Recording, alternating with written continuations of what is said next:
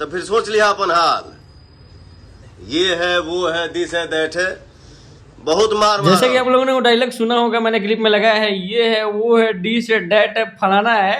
तो कोई भी कितना भी बड़ा यूट्यूबर आ जाए, पवन सिंह का जो अपना ही खास यूट्यूबर क्यों नहीं हो, सब बना रहा है ये शादी नहीं होगा। आप लोग इस पोस्ट और रील्स को देख सकते हैं, लगातार जो है चांदनी सिंह लगातार टक्कर में टक्कर, पोस्ट पे पोस्ट डाल रही है सिर्फ पवन सिंह का, सिर्फ पवन सिंह उनकी माँ के साथ, उनके फैमिली के साथ। उनके इंस्टाग्राम को खोल के देखिए, लगातार सारे पोस्ट और गाने।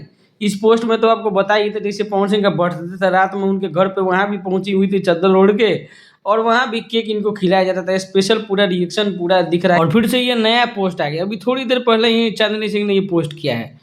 तो कितना न्यूज चल रहा है चांदनी सिंह पे, वो सब उनको पता है, सारे न्यूज को देख रही हैं कि चांदनी सिंह का शादी नहीं हुआ, चांदनी सिंह का शादी हो रहा है, चांदनी सिंह शादी करने वाली है।